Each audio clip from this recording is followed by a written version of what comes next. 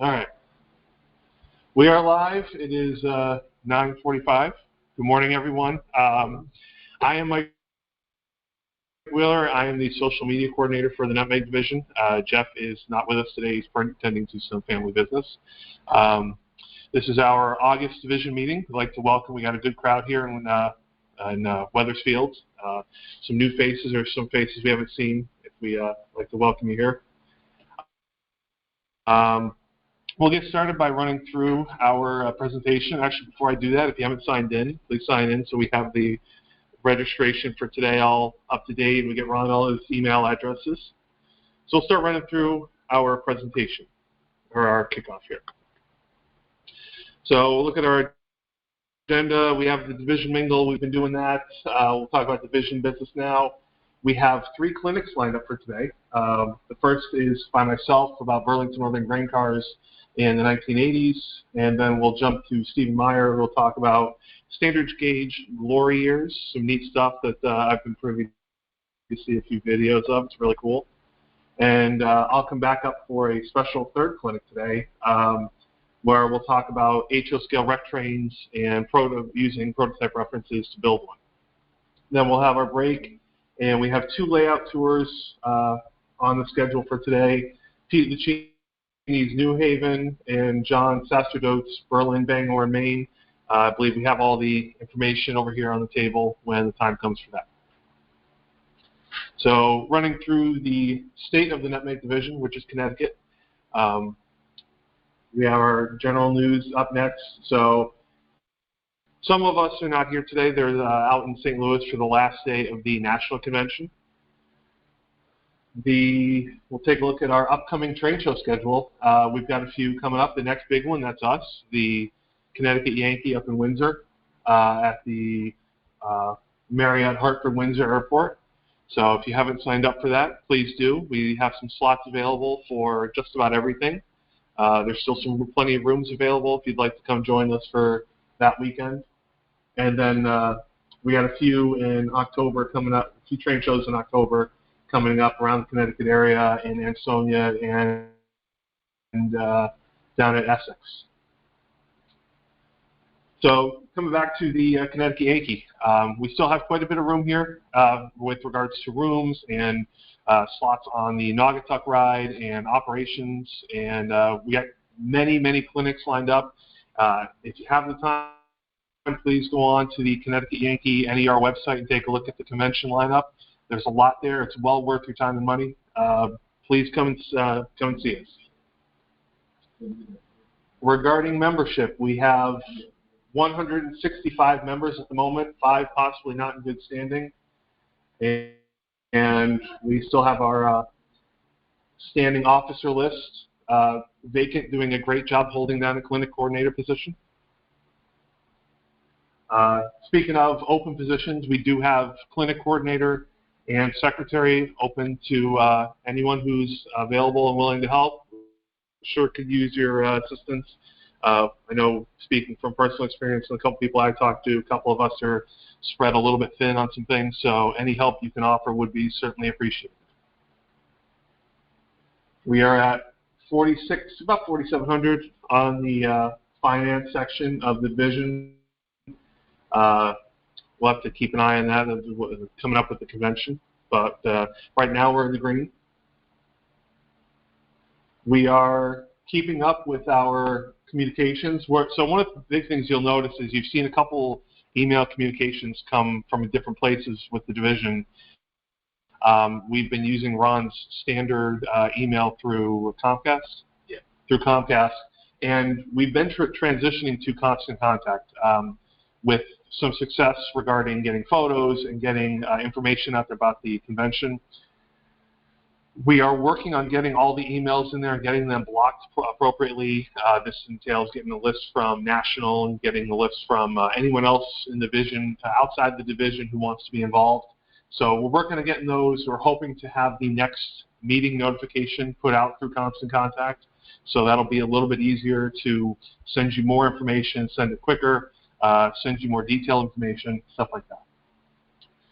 Additionally, we've still been recording and posting our videos of these division meetings on our YouTube channel. So please, if you go on YouTube and search NMRA Nutmeg, you will find our channel, and you can see all the recordings of our past meetings. We've got the group of emails, and the last one is we're working on a new website, a upgraded website, a nutmeg.org, I believe. So that's in process. When that is out, there will certainly be a constant contact about that. Regarding social media, so we've seen a lot of expansion in terms of social media. The YouTube channel's been there for the last couple of years. Facebook's been there as well. We're using those quite well. The addition of an Instagram channel page a few months ago, so that's been growing quite rapidly. Through all of these, we've been interacting with internationally even, modelers and societies and other divisions of the NMRA with great success, and we're getting the work of our members and our events out there, and we want to keep that going. So if you'd like to submit anything, I'm on the other end of that email right there, vml.nmranutmeg@gmail.com. I'm happy to show off some of your work and brag about you and brag about the division. And, let's show other people what can happen when you join the NMRA, and let's get other people involved in the division here. And then lastly, we got the convention coming up. So if you're going and you're active on social media, please feel free to tag us. There's some suggestions in the top right there. You can tag us at NMRA, at Nutmeg NMRA, hashtag NMRA, hashtag Northeast Region. Promote the convention. Let's see some photos out there, and we'll get some notoriety out there for the convention and for the division as well.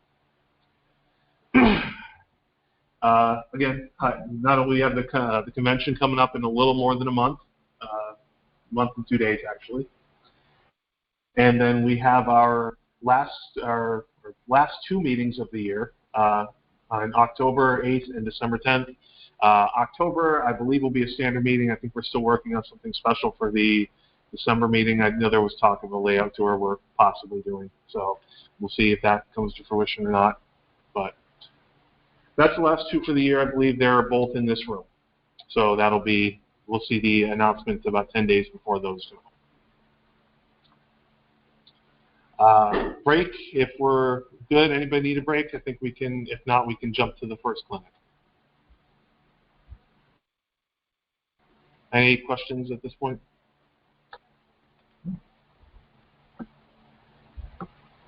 Can you turn off the fan? Oh, sorry. Thanks. Yep, turn off the here.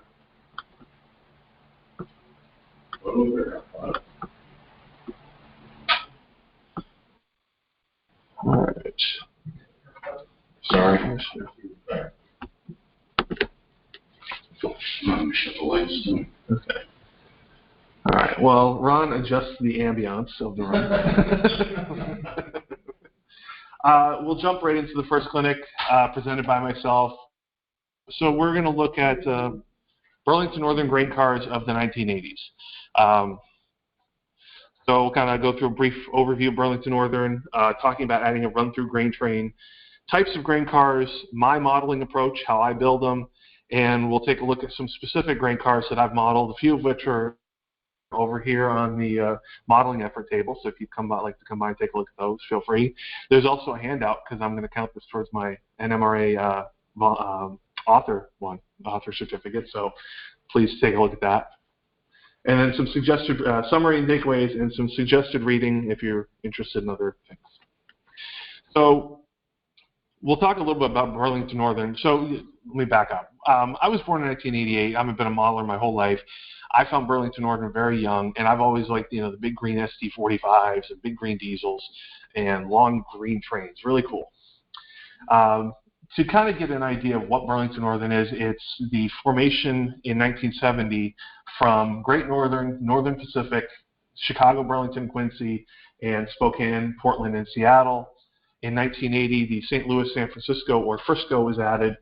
And then there's a number of subsidiaries through like CB&Q and others that are notable. It had the most northerly route of any Western railroad up near the Canadian border through Montana and North Dakota and Washington and Idaho. And if you've ever been up there, you know that a large portion of that area is grain country. So you've got flatlands, prairie, corn, wheat, all that sort of good stuff. So one of the things, I'm a proto freelancer. I have a freelance concept that I do, but like if you've read about, the Virginia and Ohio, Allegheny Midland, you talk about proto freelancing, where you think about creating a freelance concept in the scope of the real world. How does it fit in the real world? It's not just a fantasy. So one of the things I like to do, or I like about, you see these railroads, is they work very well in concert with real railroads. You'll see someone have an interchange with, say, Norfolk and Western.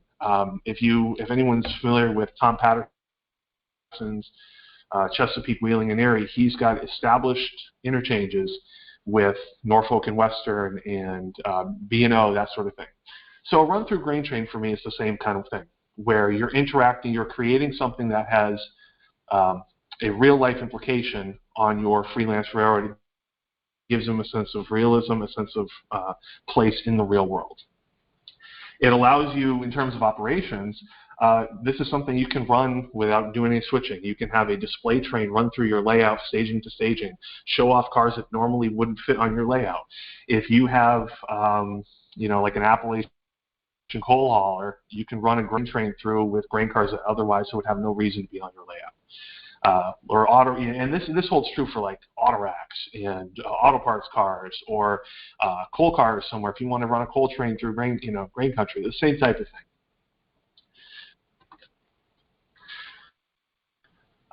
My modeling approach. So I'm 34 years old. I just got married. My wife and I are looking to buy a house. Money is kind of tight. And, with student loans and stuff like that, or, retirement, or just the general economy, saving money in the hobby is something we all strive to, but it's kind of hard. And when you have, these fantastic Athearn Genesis cars that run for $60, $70 a piece, or, Exact Rail where there's the same kind of thing, it can get out of hand a little bit. So one of the things that I do is I'm still kind of in the AccuRail, Athearn Blue Box, Atlas Trainman, that kind of stuff, that realm. We all go to train shows, or I think most of us do. I'm always kind of on the lookout for what can I get secondhand, what can I get for a couple bucks. And if I can get a car for a couple bucks and get a bag of brass stirrups for a couple bucks and some paint and weathering, I can have a car for $10, $20 that is just, in my mind, just as good as this brand new car that cost me $80 that I can only have one of. One thing I strive for is mechanically sound. If it doesn't run, if it doesn't hold to the trail, if it doesn't hook up, there's not much point in running it. The whole point of this is to build a running model, at least for me. So another part of this that I try to do, especially with this Burlington Northern, and you could apply this to any railroad, there's a variety of predecessor schemes and fallen flag schemes that add a lot of interesting visual variety to your layout into any train. In this concept right here, I'm specifically talking about building a train as a unit, but this can apply to any layout. So, if you were thinking about I don't know, you got, well, because he's not here, but chassis system, you think B&O and C&O and Western Maryland, you think about all the stuff we've seen Jeff talk about, and it adds a lot of visual variety to your layout. It always drawing your eye in with something you haven't seen before. And then the last thing with my modeling approach that I like to do, I forget whose it was, so I can't give him credit, but it's the 3-foot rule. I've done a few models that I'm pretty proud of where you can get up close and you can see some nice detail.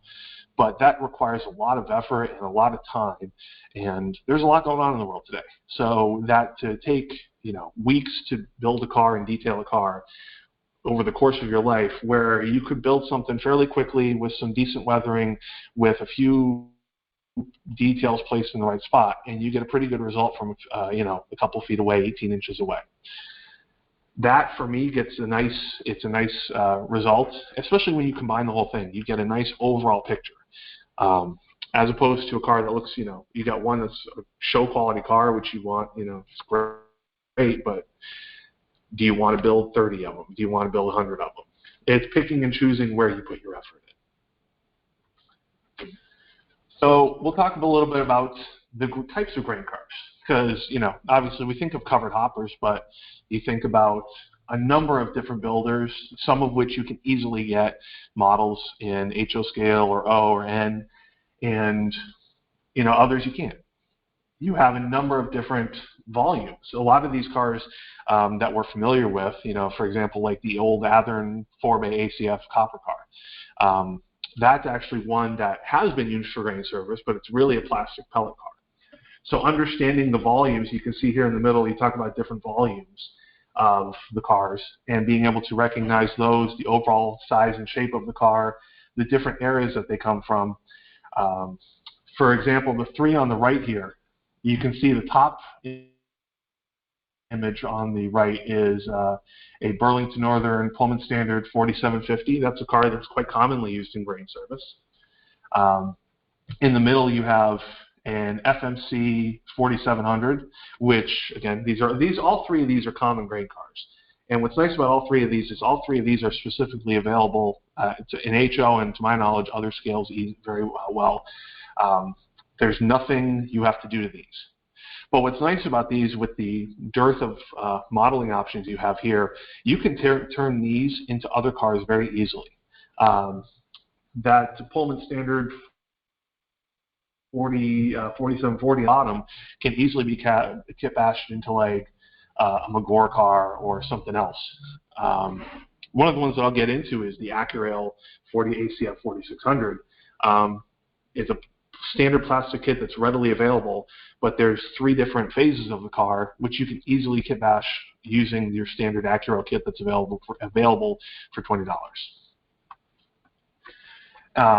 This is where I want to talk about. One of the things you can see here, both of those are ACF covered hoppers, and there is the one on the top is actually a phase 2.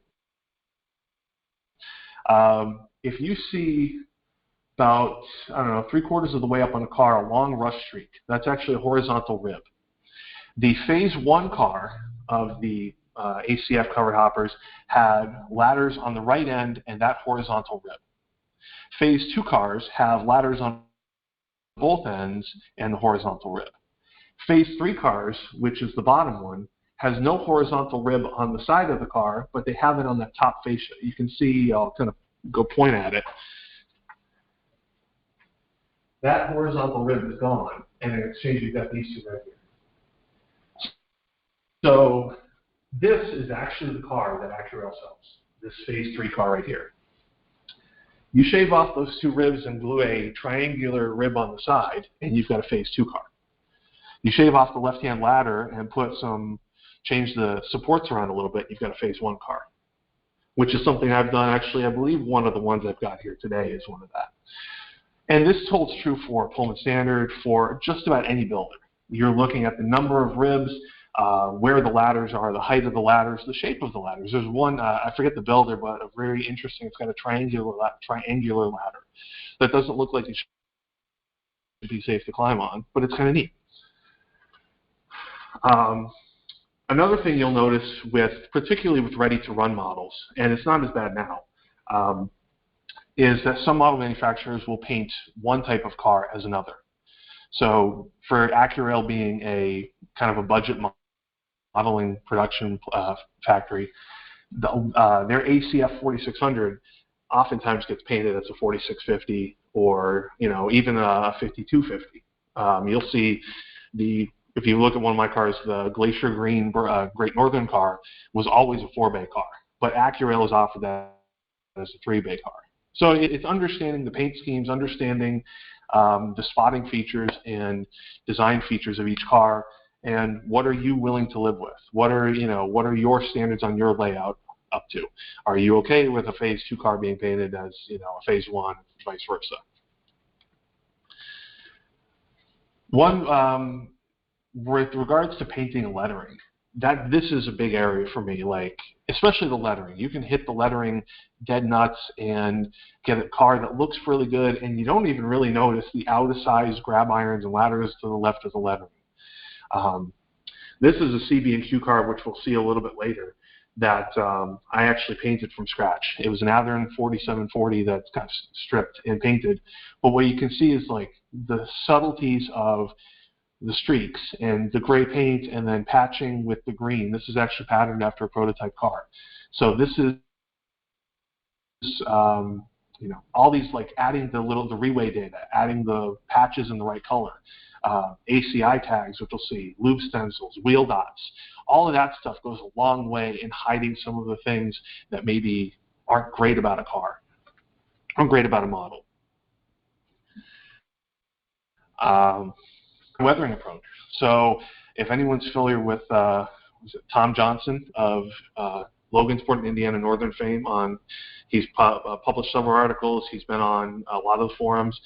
This is a big part of what I do. Weathering is from him. So you can go online. You can go to it was like Railroad Line. You can go on Model Railroad Hobbyist, and you'll see his work with regard to weathering. A lot of this is building up in light passes. The human mind has a tendency to see a picture and try and do that thing right now. And weathering is not something you can do that way. It's very easy, as most of you know, to kind of overdo it really quickly. You're almost there, damn it, I screwed it up. So I have a tendency, like when I weather, I do light passes and walk away. All of these, you can see these streaks and the rust in different places on this CB&Q car. Do a little bit, walk away. Do a little bit, walk away. Reference your photos. Reference your prototype information. Even if you're freelancing, there's prototype information with different colors and different car schemes that can go a long way. Think about, I'll show you when we get to this car, happy accidents. Like, as Bob Ross used to say, it's, sometimes you can work around something that's bad. Another thing that I've done, and I've actually done it on one of the cars that's here today, is, you think about weathering, and over the course of your painting process, that's a lot of layers. So if you can custom mix a car color at the beginning that matches a faded car color, you save a few layers by not applying a faded white and dull coat and another faded white or a faded rust. If you can custom match the base color, you're down 2 or 3 layers, your details show better. And then one other thing, just be easy. You want this to be enjoyable. You don't want to be spending a lot of time. This camouflage brown from Rust-Oleum, I swear by this, is a great paint. It applies to anything. I've used this for trucks, obviously in the context of this, but I've used it for older cars, inside of hoppers. It's a great paint. It looks really good, and it dries dead flat, which is hard to find. So that kind of thing, thinking about the overall presentation of the car, the overall presentation of your train, and how to do it easily with stuff that's off the shelf. So we'll kind of go through some cars here, kind of show you some of the work that's been done and what I look at when I see photos.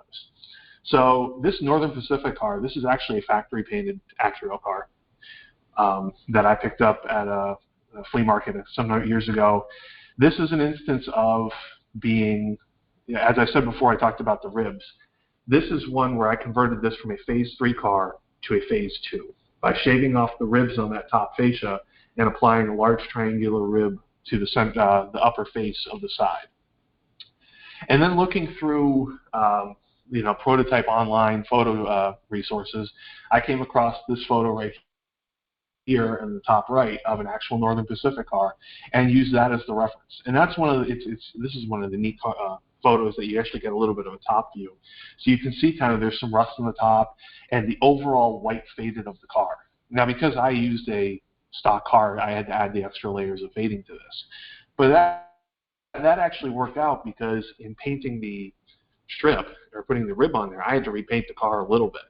And adding the weathering brought everything back to the same color. You can see the patching on the left-hand side, the reway data, and then a neat thing back in the, you think back to the 60s, 70s, and 80s, the ACI tags. Well, by 1988, those had faded, or some of them had faded. So that's just a simple black strip of decal film right there. And then, the other thing you can see on the ladder, just some light brushing and dry brushing of rust and powders. Side note, oils and powders mix really well, and you get a nice finish with a little bit of texture to it, and it adds if you've ever used oils, you know that sometimes they can be really shiny. And powders have a tendency to not stick, and especially when you dull coat them. When you mix them, when you apply a film of oil and then dry brush powders on them, you get a dead flat with a texture that looks really close to real rust. And you get this sort of thing, which has different gradients of rust. If you've ever seen like the hood of a rusty car, it looks exactly like it. So neat little tip there. Another Northern Pacific car. This is actually one of the ones that's here today. This is an Athearn 4740. This is the same, the Athearn rib side covered hopper car that's been available forever. Again, the body is stock.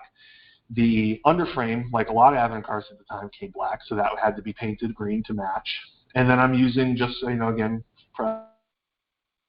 prototype photos, streaks of grain. We have the reweigh data, the loop stencils, and the ACI tag. And as we'll get into this, you can see kind of, especially on the right side of the car, the rust streaks and grime streaks. When you look at prototype photos of these cars, a lot of stuff accumulates on top between the grain, and maybe you got soot from being behind a leaky engine, you got some oil. All that stuff washes down the side of the car, and that's where these streaks on the side show up. That's one of even when you're not heavily weathering, that little detail goes a long way in making a car look good. This is one that is a really cool car that when I talked about fading the car, the Great Northern had a fleet of the ACF 5280s or whatever for these for loading of barley. Now, unlike a lot of grains are typically heavy, which is why most of these are 3-bay cars. Barley is a fairly light grain, which is why the Great Northern used a large capacity hopper with 4 bays for it, because this does not push the car over the limit. And originally these were a true glacier green, the bright green that comes on a lot of cars. But you can see up there with this that it's almost faded to more of like a light powder blue, mint green kind of color. So this was an instance where I took, I forget what color I started with, probably was a couple, and ended up mixing something close to that color and applying that color instead of glacier green and then all the different layers on top of it. And then from there, those are just standard microscale decals that you can get anywhere or online. And then following, in terms of the weathering, just following what's on the car. You can see the green patch for the reweigh data, the ACI tag that's there, even that green, I don't know, I guess graffiti, if you want to call it that. And then, the weathering on the side sill here. You got the rust and the grime on the side sill. There's rain streaks on the side, different rust streaks on both sides. Subtle things that build the car to tell the whole story. This is one that we kind of saw earlier. Another Athearn 3-bay Pullman standard car. This was actually repainted from scratch. I stripped the paint off a car I got at a flea market. Burlington decals from Microscale. One of the interesting things here is these cars originally had a placard on the right-hand side, and not most of them didn't keep that. So you can see on the right-hand side you have 2 pieces, 2 ribs in the center there. That's adding that subtle thing. That subtlety there used to be a placard there. If you're like, for example, Milwaukee Road, if anybody likes Milwaukee Road, those had the same kind of things. They had a big placard on them. Not every car kept them. So there's a weathering opportunity there, a detail opportunity there that you can take advantage of. This is one, we talk about happy accidents, and this is an Accurail ACF 4600 that was originally, I painted it for a Fort Worth and Denver, which is a subsidiary of the Burlington. And the top view is my original paint scheme. And you can see how there's a very distinct weathering line on the left end of the car. Originally, when I painted it and decaled it and did the base weathering. Then I masked that corner and the far end because it was on both ends. Did the other weathering, peeled the masking tape off, and half the decal came with it. After dull coat, after letting it cure, all that stuff, decal still came with it. So, okay, what do I do here? I take advantage, and this happened on both sides of the car because I was weathering from one photo. So going back to the Fort Worth and Denver photos, I found a photo of another car that it had, for some reason, a big red patch where the data was and a Burlington logo that looked like it had been ripped off. I found prototype inspiration for the mistake I made. So I went back and put that, put the red side on the big red patch on the other side with Fort Worth and Denver, the same car number, and left the CB&Q logo as it was, and it matched the prototype photo. This is one actually that is in process because I just found this car, and we'll talk a little bit about the variation. If you're familiar with AccuRail's product offerings, you know they offer the Pullman Standard 4750, and they offer, or they did at one point, the Frisco car. And the Frisco being added to Burlington Northern in 1980, that's a car I can add to the train. So you can see here, you got a lot of the grime, a little bit of rust on that one street, and that's actually a fairly heavily weathered car for 1989, 1990 sort of. But that'll be a neat thing. This is another one that's cool. This is a green Burlington Northern car, but still got the Frisco lettering on it. So there's this type of variation and paint scheme that's available. If you want something that's out, that'll blend in with a green Burlington Northern train, but then your eye will catch what the decals are, what the lettering is. And you can do this again for B&O, Union Pacific, Southern Pacific, all of those. You can do the same thing with these.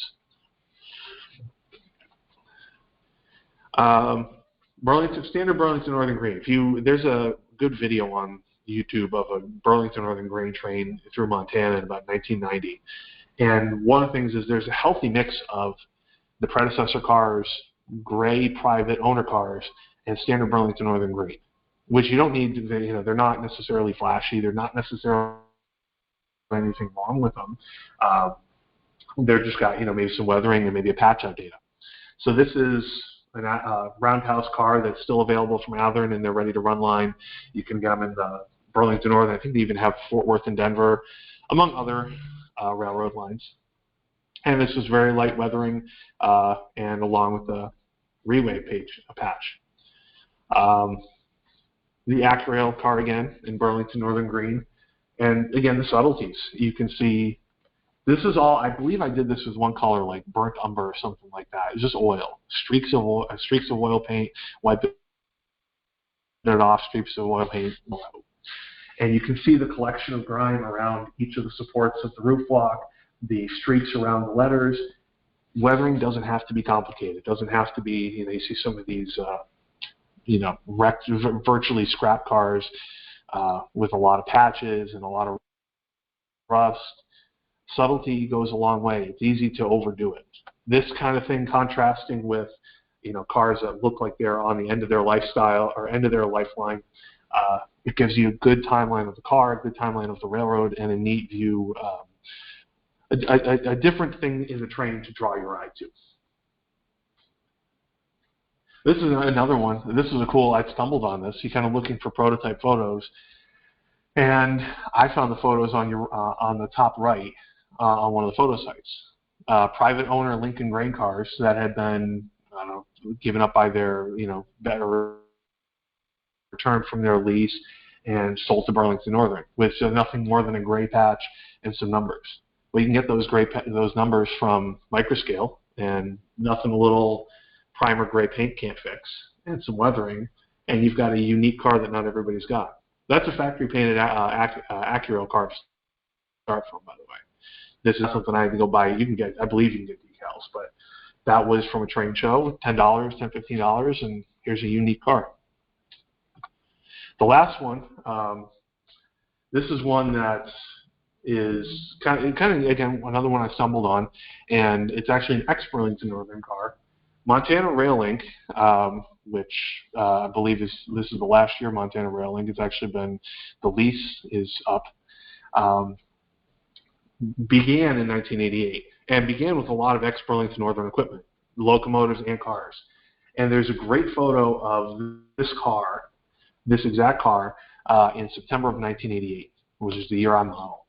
And this was actually a stock Athearn car that I stripped all the paint off of, put the rib, painted it green, and then just little patch MRL on the side. This is a very easy car to do and adds a little bit of variance. You think you're looking at a Burlington Northern car, but it's actually a Montana Railroad car. One of the situations, if you look through the photo archives and you look for interesting cars to model that'll draw your eye without a lot of detail work, without a lot of heavy plastic work, you can find stuff like this that is unique that maybe, Adern's not going to offer, Acurail's not necessarily going to offer. So, summary and takeaways from everything that we've talked about so far. Form, fit, and function. Mechanically sound. These, ultimately, for me, they got to run. These can be display cars, but first they're going to run, they're going to function, they're going to couple, they're going to roll without issue, they're not going to derail. What I would describe as a healthy mix of BN Green and predecessor. And again, you can use this for any railroad. You think about Union Pacific with Southern Pacific and Rio Grande and Missouri Pacific and Katy and all that stuff. You can get a good mix of visual interest on your layout.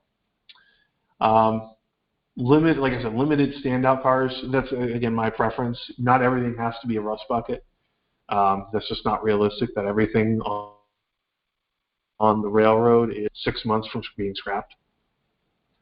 And simple can be interesting. Do not overweather. Some of these Burlington Northern cars, particularly that are relatively new from my modeling era, I've had to walk away because it doesn't look quite right. But if I come back, it does.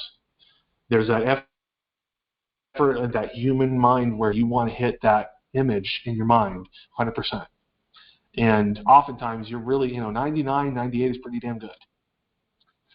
And then just financially, use what you got. Build something the way the prototypes do. A lot of these are patch-up cars. I go to train shows, there's a lot of train shows around here. You can find stuff for, $5, $10, $15, and it's good quality stuff if you know where to get it. If you're a local hobby shop, a lot of local hobby shops do consignment stuff now.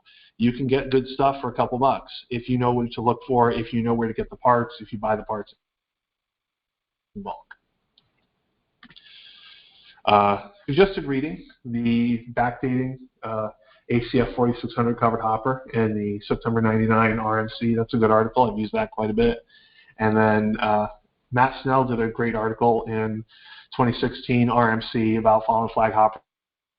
He actually used Southern Pacific and I think Mopac to do Union Pacific cars. So there's definitely some good articles with regards to other railroads. I mean, this is a technique that you can apply, like I said earlier, for not just grain cars, but, auto parts cars and coal cars and just about anything, and for about any railroad, because there's a lot of railroad history out there that will add a lot of visual interest to your layout. So, thank you. That is the end. Any questions that I can answer? Yeah. You mentioned weathering, using oil and chalk. Yeah. Tell me a little bit more about it. Make that a bit more base. So it's I could actually add that to the references. It was an article in Model Railroad Hobbyist about 5-10 years ago by Kevin Kletke of the Washington Northern Railroad. And he talks about what he would do with gondola. He used it for gondola cars initially, where he'd actually paint the inside liberally of a gondola with oil paint, and just a mix of, umber and brown and black and stuff like that. And then what he would do is, once he had it sufficiently, a mess, he would actually take the stick, or I guess if he had the jar of powder, he'd just kind of shove the powder in there. And then with one of those big, almost like a makeup brush, he kind of swirl it around and move it around in there. And it ends up with, you end up kind of drawing everything to the corners and wiping away the excess. So you end up with some areas where all the powder kind of bonds together, end up with, rough texture, and other places you end up wiping it almost completely away. So it's a neat article. Actually, I'll add that to the references at the end. Well, that sounds like that'd be a good way to use up the cheap chalk that a lot of us bought years ago. They have the fancy stuff that has the binder in it now. Right. It's a lot more expensive. It works better. Yeah. But I have a whole box full of the cheap chalk, that the kids use on the right. blackboard. And this would be a great place to use it. Right. I mean, because I bought the artist stuff. That's the very similar stuff. It was a set of browns from an art store, and it's just the sticks. And I just, you put the oil. And when I talk about oil paint, you're not using a whole tube. You're using a little bit just to coat the sides. But then I would just kind of go over it with the stick and my hobby knife and scrape it all into the car wherever I felt like, and different colors too. It's not just one color. And then just using the swirling motion to mix it up and draw it out. And it's neat, yeah. Yes.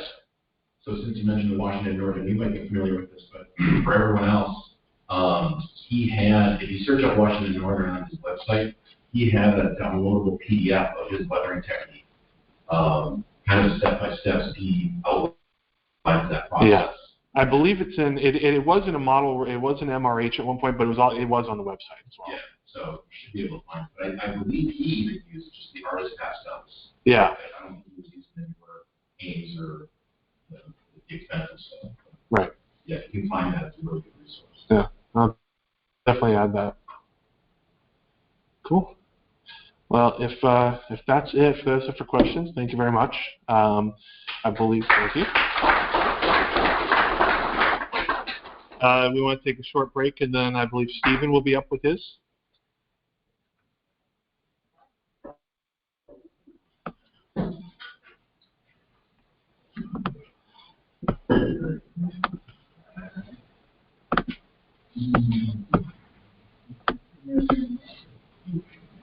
Can I move this? I can, okay.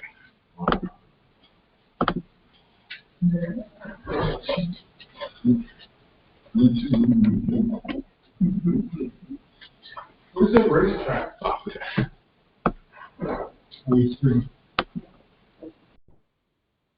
Okay, there you are. Okay.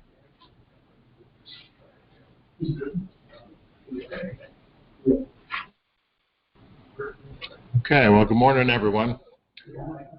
What I'm going to show you is very similar to what Mike did. This is a test run for the clinic I'm going to give at the convention in another month or so. And I figured it would be beneficial to run it through and see how it all works. The one thing I'm not sure is how much time it all takes. I've done some rehearsing on my own, but that's just me talking to the screen. So let's go through it here and see what actually happens.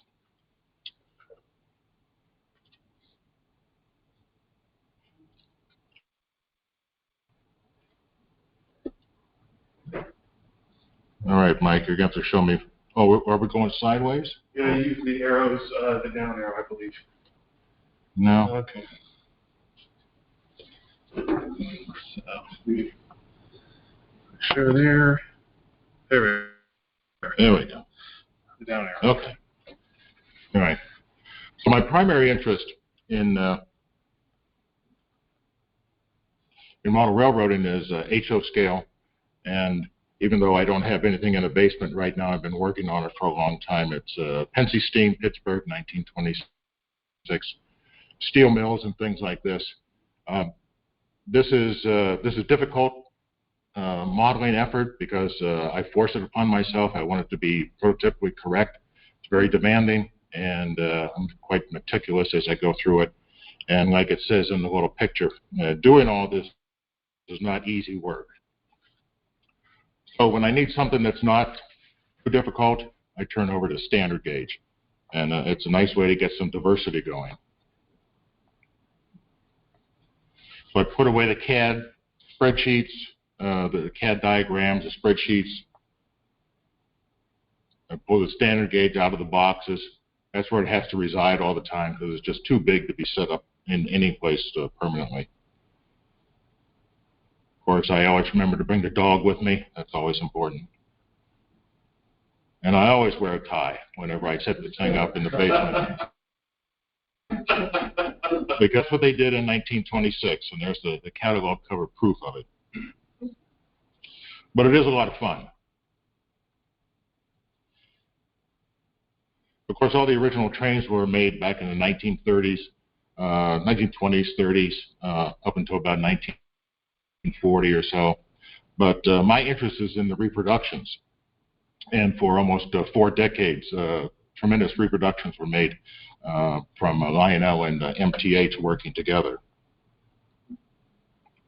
So we're going to go through everything that I know about standard gauge, and especially my interest in it. I'll show you my trains, my layout, and things like that. So here's the topics, where it starts, need to play, my buying spree to fill up the basement, historical timelines, technical issues with standard gauge, reproductions, my trains in the basement, layout, setup, running, accessories, a few fun facts, and then we wrap it all up. So here's where it starts. 2 years old, and my father has already bought me an American Flyer.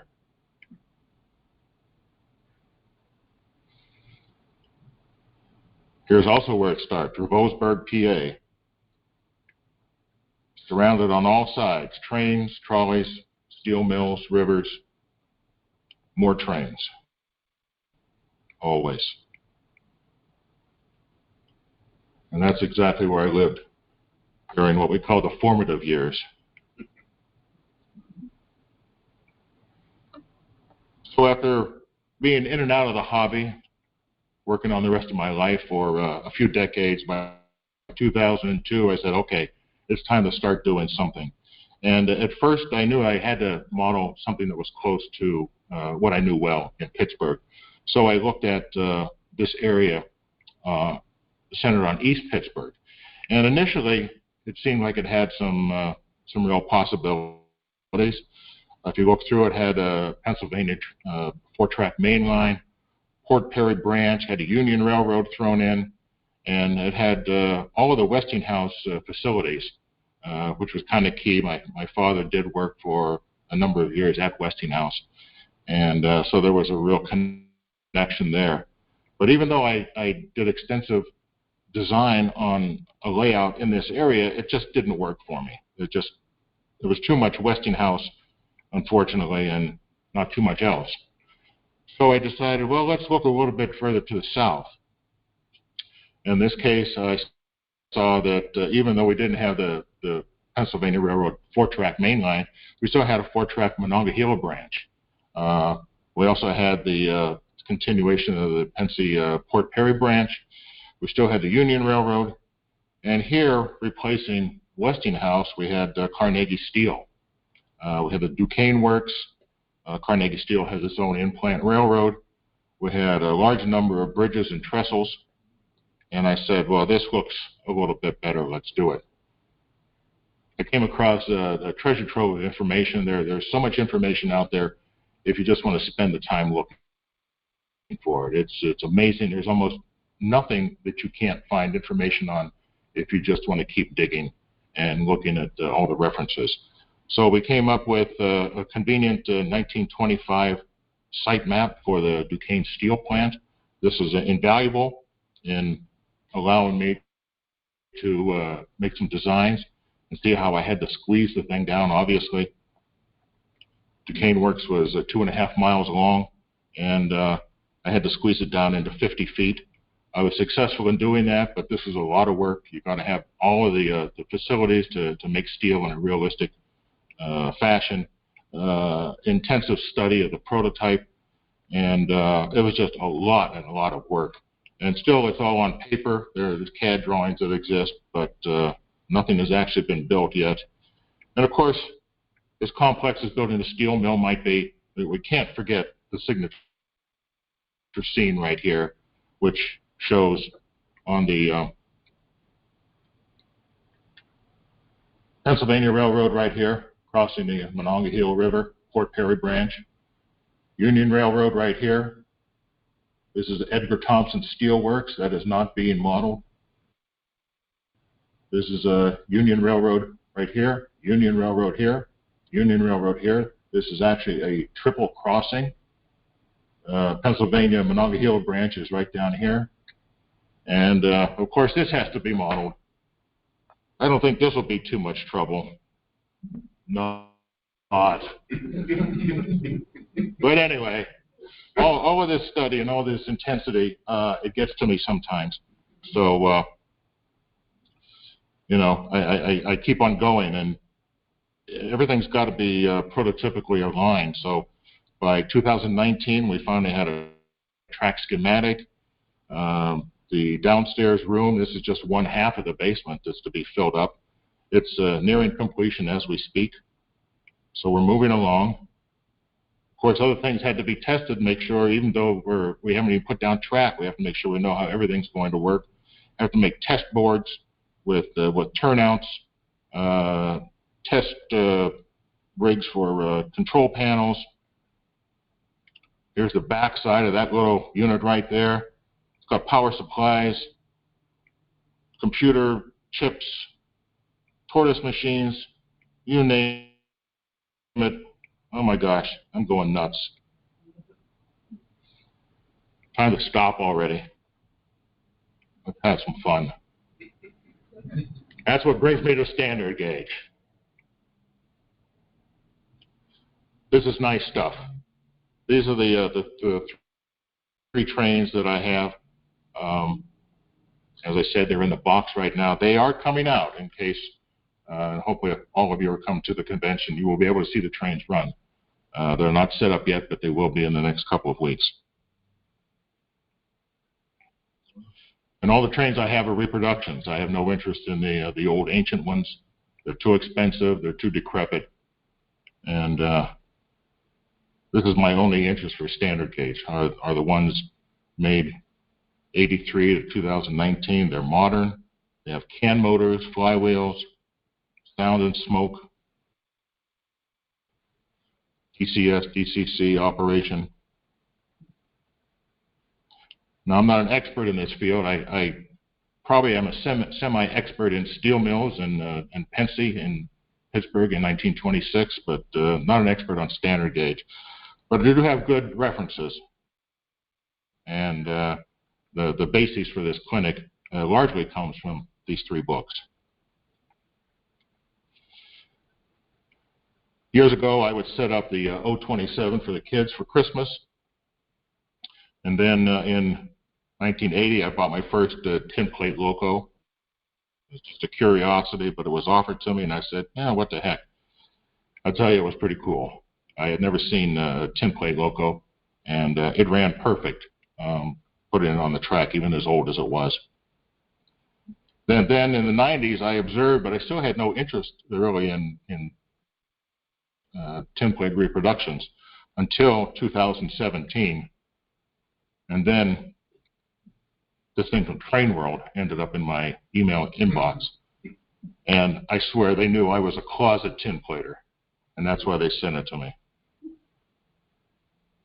I was especially always keen on nickel trim as opposed to brass. For some reason, I just like the shinier silver look. And here was the standard gauge loco in a nickel trim. And I said, well, okay, let's go for it. And so I bought the entire set that they had offered on Train World. And you can see the size comparison in case you can't quite grasp. That's a Bachmann engine next to it, and that's the 400E.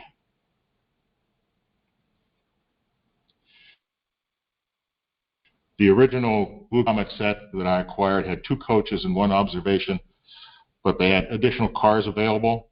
So now we have a 5-car set that's over 10 feet long. I had so much fun with that, I said, well, no sense in stopping now. Let's go for broke. And yeah, that word has 2 meanings, yeah. So we came by a state set.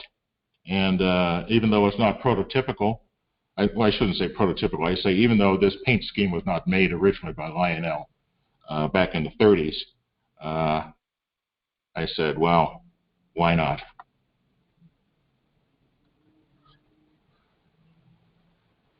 And then finally I had 2 passenger trains, and I said, well, we need a freight train. So here I did break down, and I got the same 400E, and I did get it in brass. Just so we have a comparison. And I got some freight cars to go along with it. But I did finally say, I got to stop now. I have no more track, no more space, and no more money.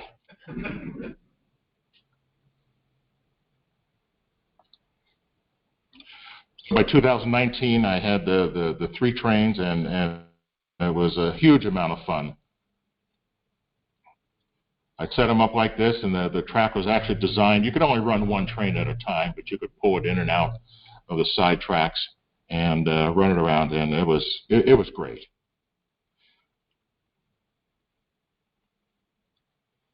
But then came that sad news that they were going to stop making reproductions, and so then the question came to me is, will these reproductions that I've purchased, will they ever be valuable? And most of all, I was curious about my cardboard station. Is that ever going to be really valuable? Well, probably not. That's since been replaced by a real reproduction. So let me go back and give you just some of the historical timeline on standard gauge and then toy trains in general. Toy trains came about around 1850 as cast iron pulled toys. And then by 1896, European manufacturers Bing and Marklin and U.S. manufacturers Ives, Carlisle, and Finch, they were selling 2-rail trains, clockwork, live steam. Believe it or not, live steam was something that you could buy that long ago. Sounds dangerous. And of course, batteries, that sounds just about as dangerous. In 1901, Joshua Lionel Cohen developed a motorized gondola. And a lot of people may not know this, going back to Lionel trains, but it was never intended to be a train per se. It was just meant to go around and around on a circle of track in a hardware store or industrial store and draw attention to the fact that there was something moving. It was not to be sold as a train set. It was an advertisement to be bought by industrial and commercial firms. But it took off, and a lot of people enjoyed it, and didn't take too long that it ended up being an actual toy that fathers would buy for their sons. The track came not preformed at all. You got a strip of rail and some ties, and you bent it to whatever radius you wanted, and you cut it and you trimmed it, and so once it was put together, that was it. If you wanted to change it, you had to take it apart completely. By 1903, the gondola had proved so popular that other items were made. An electric locomotive, that's what you see here, the number 5, and there was also a trolley, and still, even at this point, they were still being offered mainly as window displays. Then in 1906, the company actually took on the name Lionel, and when people asked Cohen, well, why did you name it Lionel? He honestly said, well, I had to call it something. So he used his own name. I guess that wasn't a bad choice overall. The important thing was that 3-rail track was introduced in 1906. So that simplified the wiring tremendously. When they had 2-rail track, well, you know what that entails. And importantly, the gauge was reduced from 2 7/8 down to 2 1/8, and it was called the standard gauge.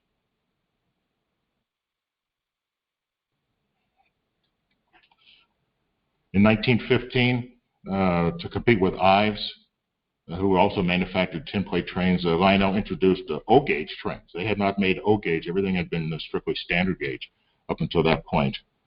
And here's a typical picture of what the O-gauge trains would look like. These, again, are reproductions. MTH and Lionel made a huge number of reproductions during the 40 years that they worked together. Finally, then, American Flyer, they didn't make any trains, I believe, until 1925. And they said, well, looks like it's time to get into the market. And, of course, they couldn't call their trains standard gauge because that was Lionel's name. So they called it wide gauge. But wisely, they made it to fit on the Lionel track, which was predominantly in use at that time. Unfortunately, the Depression hit, and standard gauge especially took a hit, a big hit. And by 1940, standard gauge production had ceased. The trains were sold for another couple of years, and Lionel made war equipment. They also made some war equipment during the First World War, I understand.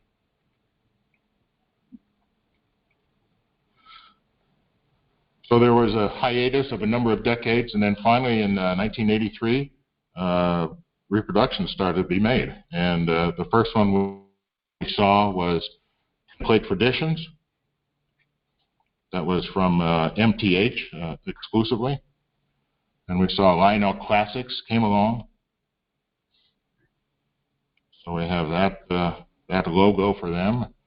And finally, the latest one is Lionel Corporation plate, and this is probably most commonly seen on items that are purchased these days. Here's the technicalities. A lot of people ask, well, what scale is standard gauge? And it's hard to say because they're just toys. And here's a comparison. Both of these engines are shown the same relative size of about 21 inches, but you can see the difference in the cars that are being hauled behind them. So it's hard to say that those are both realistic at the same time. The bottom one certainly looks better than the top one. They had different freight cars too. They had the 500 series and 200 series. The 200 series on the bottom is a little bit larger. 500 series was around 11 inches and the 200 was around 12. But still, they're very similar in concept, and sometimes it's a little bit hard to distinguish. But what are the scale ratios to use? If you have the small engines in 500 series cars, about 1 to 32. Larger engines, 200 series, they're about 1 to 29. And if you compute the exact ratio of the track gauge, get 1 to 27. But that seems not to be used by anyone. And there's really no reason to even worry about this unless you were scratch building some accessories and you wanted them for some strange reason to be realistic. I'm not sure anyone would care. Because when you talk about accessories, who knows what the scale is? The thing is simply that a lot of the accessories in the catalog every year, they were sold as being suitable for O gauge and standard gauge at the same time. Where does this leave us? Standard gauge has variable sizes, indeterminate scale, and the only safe statement is larger than O gauge and smaller than G gauge. That's about all I can safely say.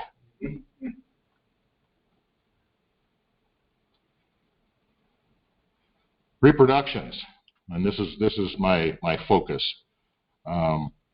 40 years Lionel and MTH, Mike's Train House, collaborated to make tin-plate reproductions. And over those 40 years, it was a love-hate relationship. Sometimes they worked together, and sometimes they sued each other. But ultimately, by the fact that they made these tin-plate trains, there was an awful lot of people out there that wanted to acquire these, and of course they couldn't because unless they wanted to just acquire junkers. You can always go, like this picture shows, to the York train meet and pick things up. The ones on display here look to be in decent condition, but even if you go up to the Amherst train show, you can find standard gauge, and they are just mostly beat to crap. And they're not cheap. They're still beat to crap. And if that's what you want, well, help yourself. But down here in the bottom part of the picture, you can see what appears to be an original blue Comet, and you can't read the price tag, but it says $6,000. And so all I can say is no thanks. I don't need an original for $6,000. Here's how the reproductions came about. Starting in 1923, Mike Wolfe was assembling trains for Williams. In 1980, he had bought the tooling and he had continued on his own making standard gauge equipment. In '83, he renamed the Williams trains and called them tinplate traditions.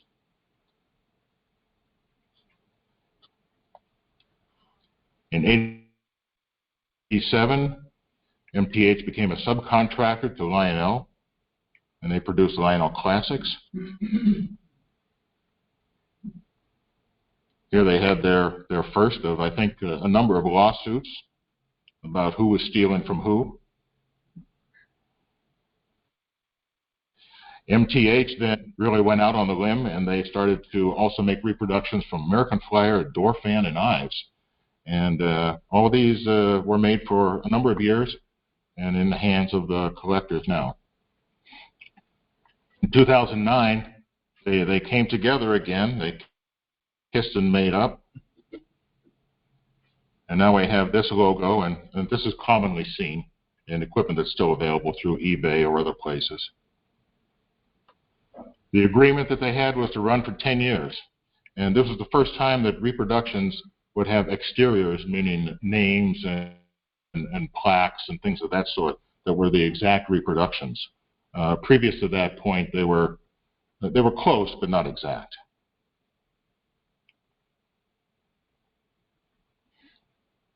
In 2019, a work agreement expired, and MTH decided not to renew it. The next year, Mike Wolf retired. MTH closed the company. Next year, MTH assets were liquidated, and now we know that the HO and S scale tooling was acquired by Scale Trains. Unfortunately, there's no indication that tinplate production will ever resume. So this could be the end of it. So here's what we've got in the basement, starting with the freight locomotive, 400E. The 400E was described the most powerful locomotive ever offered by Lionel. And Bob Butterfield, on the cover of the 1931 catalog, said, "Lionel trains are the trains railroad men buy for their boys."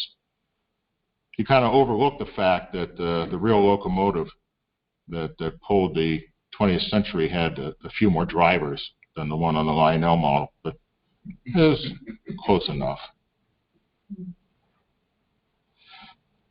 Here's a picture of the 400E reproduction. The real one, I should say the original one, when it was introduced in 1930, was rather expensive, $42.50. And incredibly, the cost was as much as a three-piece bedroom set and even only slightly less than a two-year-old car. So that ends up being an expensive toy.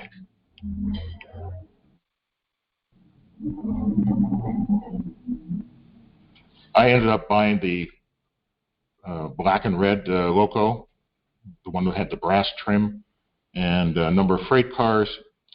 It's pretty impressive. The whole locomotive and tender is 31 inches long. And like it says, I don't know how many cars it can pull.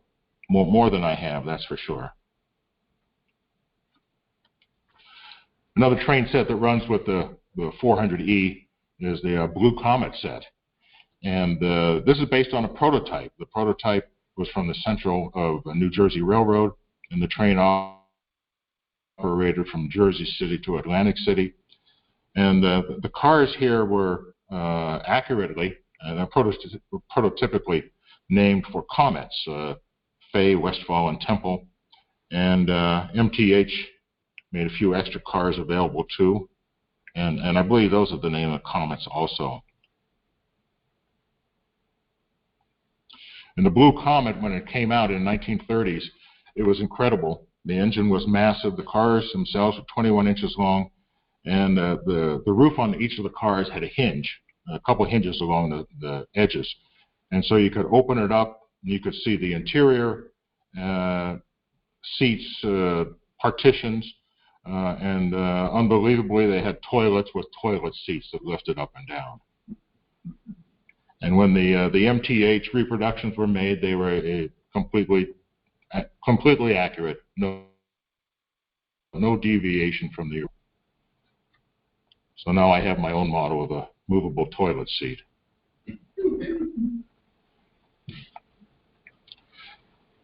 The state set, also known as the Transcontinental Limited, that was introduced in 1929. This is the picture of the MTH reproduction. And it was called the Transcontinental Limited because the cars were in California, Colorado, Illinois, and New York, but it was most commonly referred to as the state set. Now here's the original state set. It was sold with 3 cars, and the original locomotive was the number 381.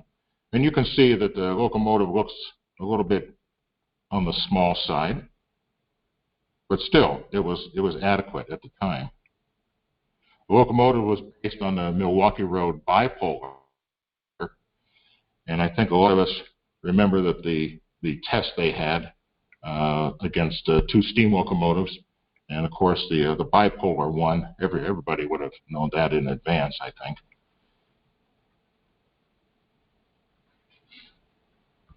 Unfortunately, with the Lionel model, there was one fatal flaw, that even though you could buy the original set with 3 passenger cars, if you added a 4th car, the engine was insufficient to pull it around the layout. So Lionel's solution to that was the next year, or the year after, they came out with a new locomotive. Actually, it was an existing locomotive, and they reassigned it to lead the state set. So now we had the 408E leading the state set, and it worked out a lot better. And then in 2011, MTH produced the locomotive that should have been made by Lionel, but never was. And this was the Super 381.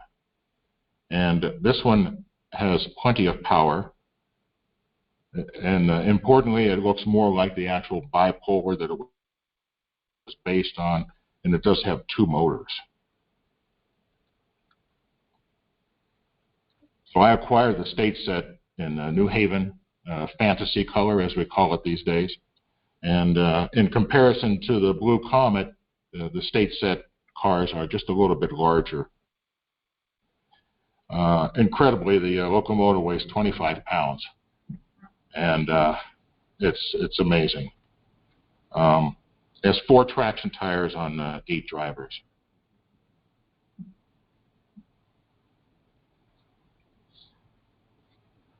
So this is the layout that I had last set up. This is probably 3 years ago. And the one that will be set up in a couple more weeks in the basement will be similar, but not exactly the same. You have to be careful when you're dealing with 36-inch radius because things fill up pretty fast. And I call this Setup Running because that was the name of a book that I really did like. I don't know if any of you read it, but it's a great book about the real life on the Pennsylvania Railroad and running engines.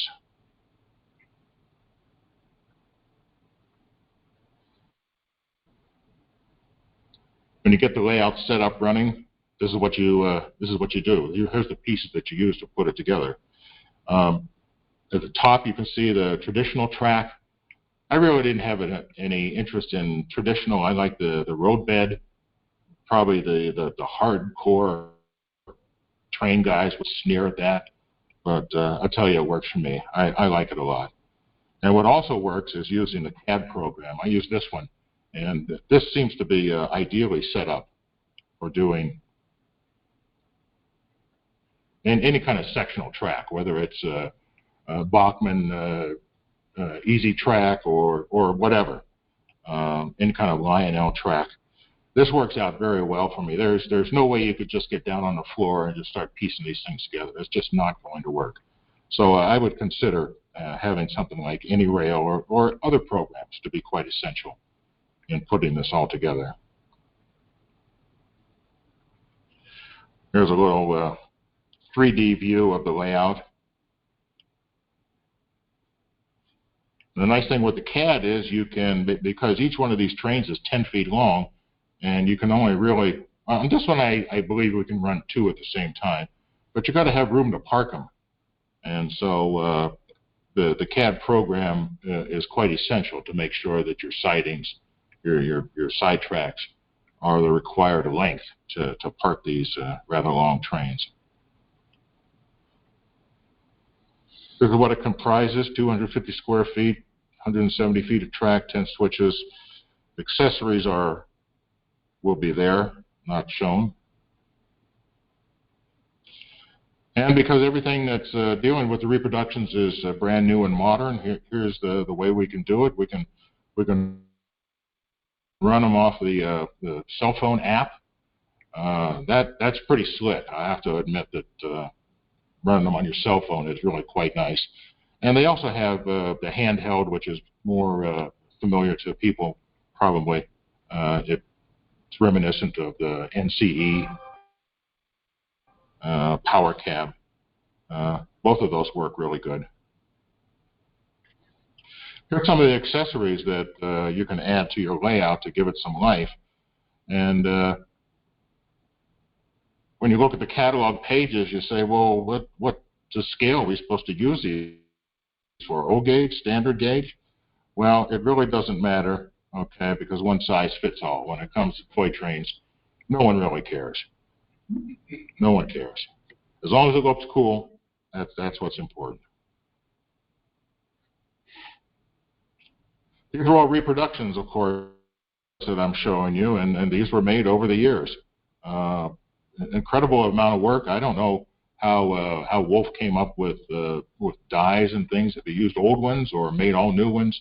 I don't know, but the reproductions is just really fantastic.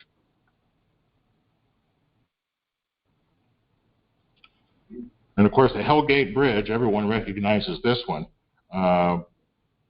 For years, I was looking to find one of these, and I just couldn't. But finally, I did get lucky a few years ago. So now we have the version on the bottom, the one that's silver and white and red.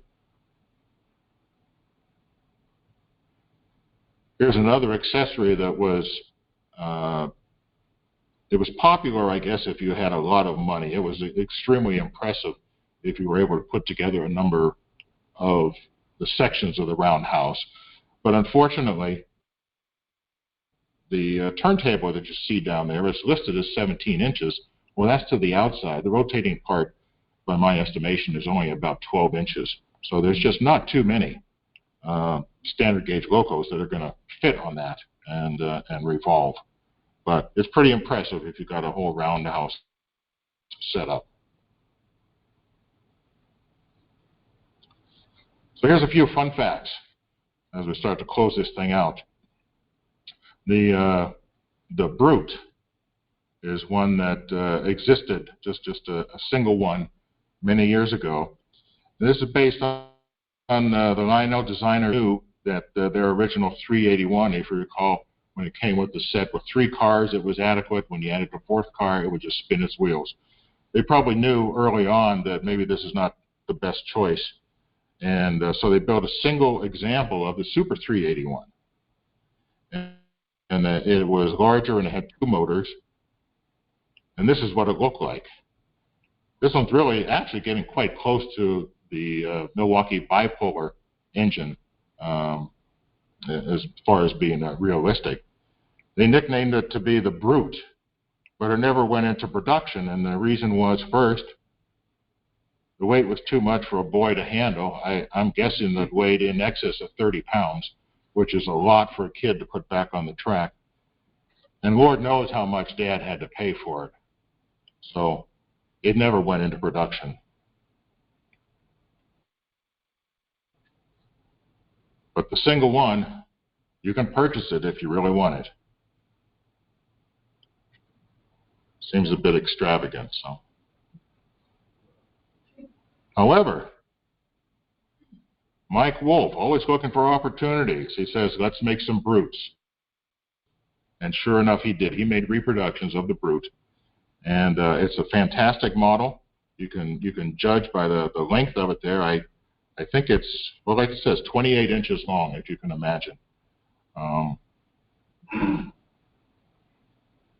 I purchased this one here, which was the actual Super 381 that was the reproduction. This was never made by Lionel, only by Lionel back in the 30s, only as a reproduction. And I'm quite happy with that. I understand the brute is so big for those people that did buy it that I think they need a 84-inch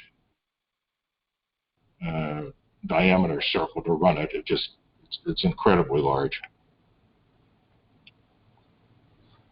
Here's another fun fact about the Hellgate Bridge. This was quite popular, even though it was quite expensive. You can see the original cost there was $15 back in 1928. And I suppose in 1928, when things were going great, people might have been willing to spend $15, but certainly by 1929 in October, probably not so much. And this was suitable for all the O-gauge and standard gauge locos that they were making at the time. So MTA just said, hey, well, we're making everything else in the catalog, let's make some Hellgate bridges. And so they did. And the purchasers, who were, I'm guessing, probably mainly the O-gauge guys, were buying it. They said, hey, this is not big enough for 2 tracks. Can you do something about it? And so they said, yeah, okay. So they made their own version that was never related to the original 1930s version. And so now MTH had the number 305. And fortunately, I found out, because I had the Super 381 bipolar locomotive, that it was necessary to get the wider bridge to run that locomotive through it. And so fortunately, I knew that in advance. And so that's what I have as a 305.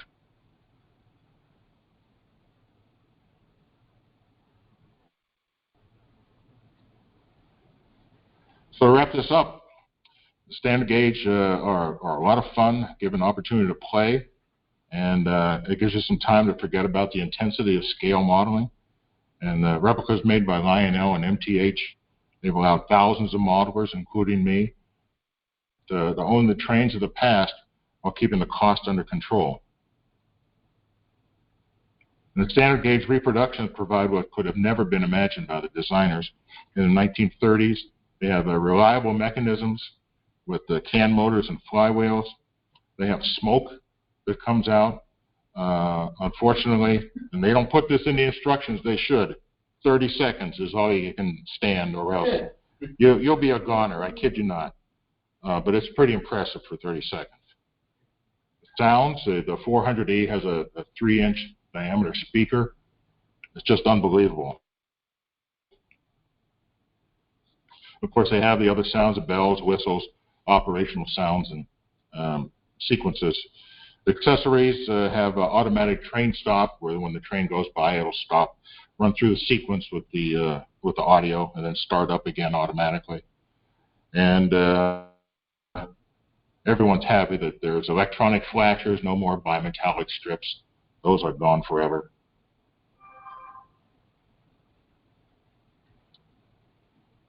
So I find these to be wonderful trains, and these are trains that I can play with and tell people that we'll play with trains. I'm going to play with my big toys, and I enjoy it thoroughly.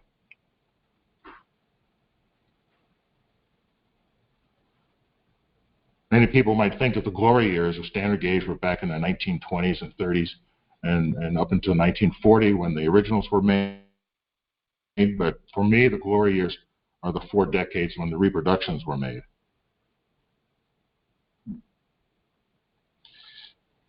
Reproductions from tinplate traditions, Lionel Classics, and Lionel Corporate Tinplate. However, I always have to return back to the future, put the stuff back in the boxes, finish the designs, get out the spreadsheets, get out the CAD drawings, get out the electrical diagrams, and probably the next time you see me standing up in front here, we'll be having a clinic on the MRL.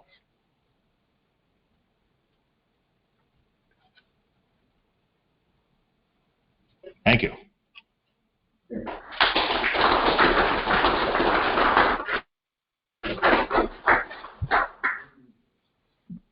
Any questions? Not so much a question, but you mentioned the weight of those. I have my father's standard gauge. He had a 390 passenger car, and the weight of that engine is really hard to imagine. A 5-year-old playing with that thing must weigh 10 metric tons. And so it's hard for me to pick up. Oh, yeah, yeah. It's unbelievably massive. Yeah. Probably the original ones were maybe even a little bit heavier than the reproductions. I don't know how much weight that weight. Yeah, yeah. But the things are massive. Like, you have the 200 series cars that I have. The frame is 19 inches long. Yeah. It's all original in pretty good shape.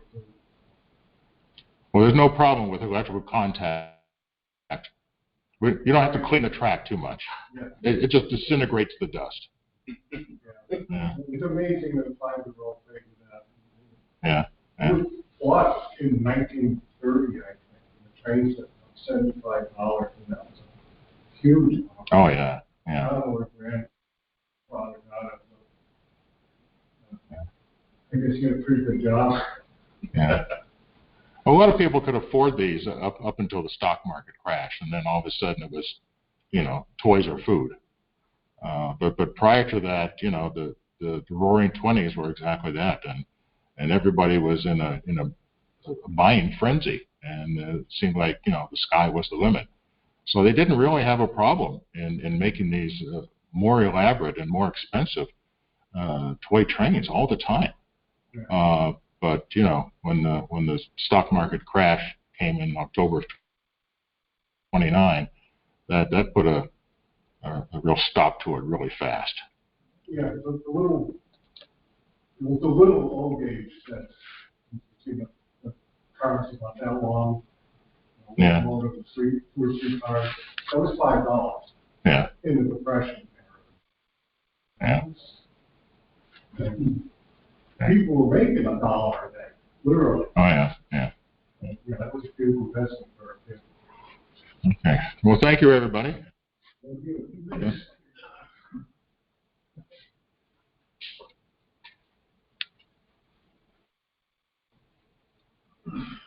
All right. We'll get that out of here. I'll let you shut it down, however. Do we want to take another break here? So we have one more to go. Yeah. Okay. Let me. Yeah. Speaking of Rex, good segue. Thank you. Hopefully this. This is my second clinic for the day. This is our last one before we get on our layout tour. So Protolancing an HO scale 1980s rec train. So again, we'll take a look at our agenda here. First thing is, what is a rec train overview? We'll talk about what equipment's typically in there, modeling approach, and then we'll get we'll go through all individual cars that I've built and what's available, what's out there prototypically, how you can go ahead and build what you're going with. So what is a rec train?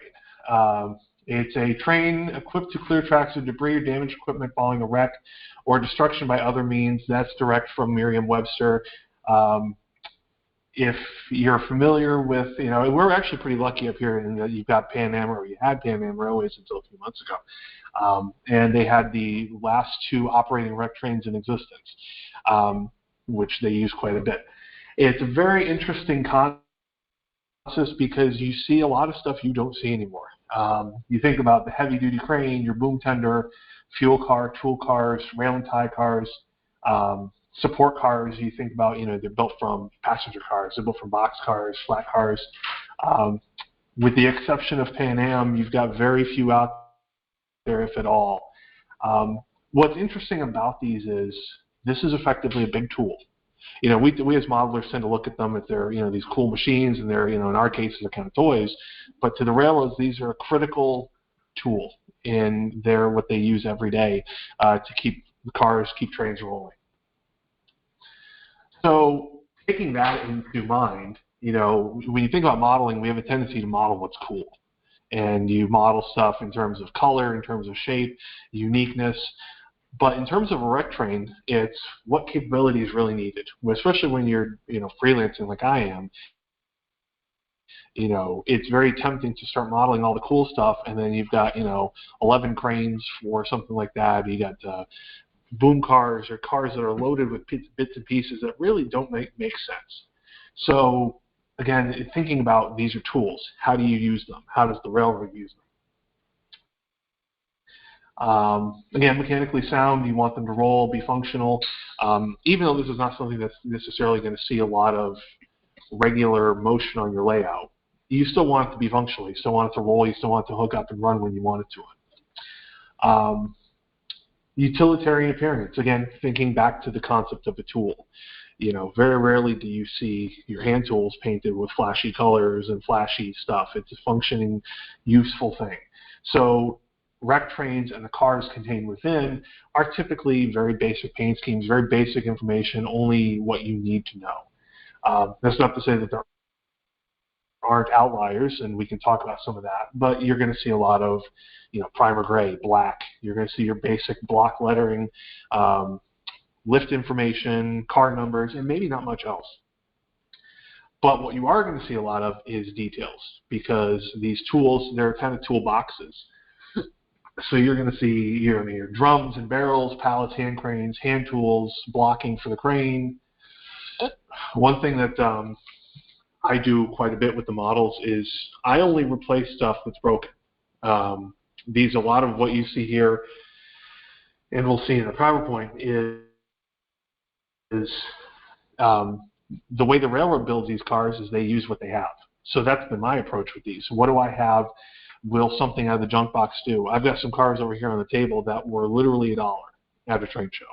And through bits and pieces out of my parts box, I've been able to build a nice model. A little bit more on paint schemes. So you can see here we have two different examples here. The crane on the left is actually a Burlington Northern crane from, I want to say, somewhere in Montana. And you've got basic black, you have a car number, some lifting capacity, and not much else. It's a basic black machine. It's a crane. And then you have this Chicago and Northwestern cranes. This is the one that's at the Illinois Railway Museum. You can visit that and see it in person. Painted in the same color that you see virtually every other Chicago and Northwestern diesel painted in. The yellow and green, the same scheme, same logo. This is one of the cases where some railroads would use their locomotive paint scheme. There's an interesting, if you're familiar with the Katy John Deere green scheme, they painted their crane John Deere green with the big yellow stripes and stuff like that.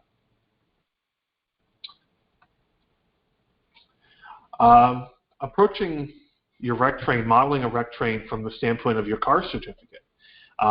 If you're familiar with the NMR requirements, specifically the cars, you have to model 8 cars, 4 scratch built, and 4 different types of cars. Well, you think about a rec train, you've got a crane, you've got flat cars, you've got passenger cars, you've got box cars, tank cars, gondolas. You've got all of that in one train. So you could take your rec train and build a rec train as an entire MMR car certificate application. The other thing that's great about this, you think about a standard box car and you're kind of fighting for details. You got to put in, door latches and door tracks and the brake gear and brakes and all that stuff. Look, this is the boom car for that Chicago Northwestern crane. Look at all that stuff. There's detail opportunities everywhere on these cars. And not just your grab irons and your ladders and your smokestacks. You have barrels and chains and blocking and toolboxes and a boom support. There's even a tank on the far side of the boom there. There's a lot of this stuff that is really available for you, and these are points on your cards that are modeling a model contest or your application. And then the other part of this is, your prototype cars are modified for MOSER, for maintenance of way service. So you think about scratch building where, maybe it's hard to kind of get stuff perfect. It's hard to get joints to line up. That's okay. These are rough. That looks rough. And we'll see a couple cars that are very rough around the edges. There's detail opportunity that you can take advantage of to gain points in a contest or for your certificate.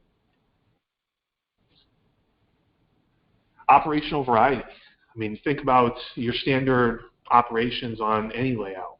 You're moving freight from one place to another, whether that's staging or that's sidings on your layout, that's industries on your layout. A rec train doesn't do that. Your rec train is there to move stuff, is there to put the things back into, move stuff out of the way and keep the railroad running. This is something where you can schedule it and run it and block all the traffic because a rec train's high priority. Or you could, if you got a derailment, then the hand of God's got to come down and rerail your train, send your rec train out. You've got limited speed, special handling rules. For most railroads, you had specific rules on where the crane could be in the train, whether at the front or the boom had to be trailing or it had to be at the back with the boom trailing. A lot of rules at every railroad is different, but that's a neat thing where you can apply those rules to your layout. And then another thing, if you've seen some wrecks, especially there's videos of Pan Am specifically that I'm remembering, a lot of times when the wreck is cleaned up, the wreck train is in charge of bringing back the cars that have been wrecked. And you'll see your wreck train with a couple of box cars that have been beat up. There's a way for you to model, something. I'd take something out of your junk box that's not up to date, and you can manipulate the car body, manipulate the frame a little bit, and you've got a car that you can pull around and you can deliver that to a rip track or a scrapyard or something. With the modeling intent and the approach kind of there, let's start looking at some of the specific equipment that's in here in a wreck train and how I went ahead and modeled. So obviously the big centerpiece of any wreck train, and a lot of, quite frankly, maintenance away equipment, is the crane itself. So through about the 1950s, most cranes were steam powered. Most of them have since been converted to diesel power, the ones that are around. There's a few notable exceptions which are actually pretty cool. These three here, Nevada Northern Crane A, Detroit River Tunnel X1, and Central Vermont 4051 are not only all in existence, but they're all still operating. So if you were ever in Ely, Nevada, at the Nevada Northern, which is a cool trip, you might see them operating that crane, which they use quite regularly for work. The other aspect of this is there's a wide variety of lift tonnage. And the Central New Jersey crane on the top right is probably about a 100-ton crane. Then you've got a 250-ton Norfolk and Western crane here in the middle. That's in Bellevue, Ohio, at the NKP and Mad River Railroad Museum. If you ever happen to be out there, you can walk right up to that and take photos and inspect it and look at it. Take a look at the models. I mean, we've actually, despite the crane being a fairly rare piece of equipment in the real world, there's been a lot of nice models out there. And a lot of models that you can work from to build something that you can be proud of.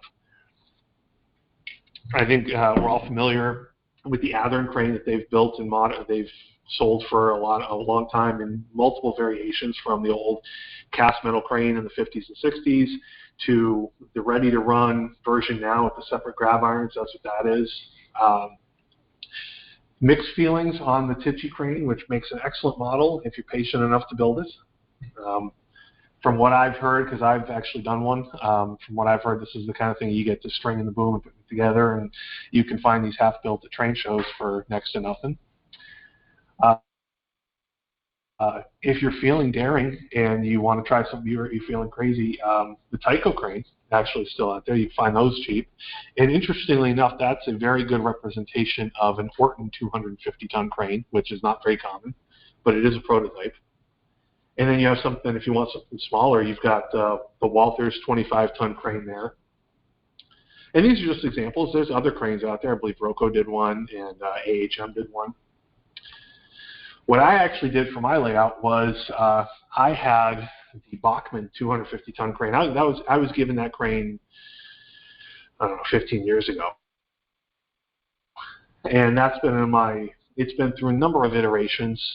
Started off in Standard Union Pacific paint. When I, a couple of years ago, started building, really looking at the wreck train, the first thing I wanted to do was convert mine to diesel. So I stripped all the paint, I shaved off the steam stack that used there, shaved off some of the details, and put on the sides, you have air intake grills on the side, an exhaust stack, an exhaust fan on the roof. You got a rotating beacon on there. And this is where we talk about like the weathering of the paint. This is a tool. So it's not necessarily a flashy piece of equipment. You can see in the stock paint on the Pennsylvania crane is very bland. The same thing here with the basic primer gray and black lettering. You do have some of your yellow grab irons and steps and stuff like that, but by and large, it's just a tool. And then when it comes to weathering, it's very light. Again, we talked earlier in my other clinic about artist oils and powders and keeping it light, really focusing on the areas that are going to get dirty and stay dirty. So applying the powders and the oils in the same kind of mixed technique on the roof where you would see soot, and then air intake and oils and grime and a little bit of rust on the air intake. And not much else, keeping it clean. It's a functional tool that serves best when it's kept up, its maintenance is kept up. So in the process of putting this clinic together, I realized I had not taken any pictures of that crane. And I had a second one, so I started stripping the paint off that one and building up the second one. And I came across this photo looking for prototype inspiration of this MKT crane. Now, early on, MKT painted these as the same color as their locomotive, so the green with the John Deere scheme. In the late 1980s, they actually went ahead and painted them silver, so I ended up finding a prototype inspiration for the scheme I used that I didn't know I used. But focusing on conversion to diesel and focusing on like practical knowledge, prototype, what does this do? I started looking at, okay, what do you have here? You have this exhaust stack on the top. You got the generator, the diesel engine in the back, ladders on the back. You don't really have any of the smokestack. You got some panels that are open that you can remove. So how do I incorporate those? So you can see up here on the model, I've got the smokestack. I've got the ladders on the back, the integral grills, and a roof panel because you got to get the diesel engine out for repairs or replacement at some point. All of these are the slight details, the small details that will add up and make the model look prototypical, and it will give you points on a car certificate if that's what you're going for. And it's also matching, it's a tool. How do you use it? How do they build it? How do they put it together? So you're talking about adding lights, adding grab irons to the back. One of the things that I did not do on the other ones is you can see here, I kept the Bachmann opening, the Bachmann chassis the same. Kind of keeping it quick and dirty, and I did put grabs on it, but it's just got that big opening that's just not there on a real crane. So for this one, I actually went through and I'm putting body-mounted couplers on it the way you're supposed to, and I'm going to put new end plates on here. This is going to entail putting like lifting lugs and rivets and bolt plates and all the details that are on the end plate of a crane. So a lot of detail opportunities here that you can take advantage of. Boom cars. Boom cars are cool because there's really a lot you can do with them, and there's really not a wrong way. These are just 3 examples that I've seen in person, and all 3 are different. They can be converted from anything. You'll see, obviously flat cars or gondolas are the one thing to start from. But, I mean, hell, there's I think that's an old Pennsylvania Railroad Conrail baggage car that's been cut up. And it's, you think about it, it's a giant toolbox. And interestingly enough, we talk about, getting points on a car certificate or getting points or detailing out. One of the things we all have done is you sit there, you're kit bashing, you're sanding seams, trying to get them to disappear. Well, Pennsylvania Railroad didn't do that because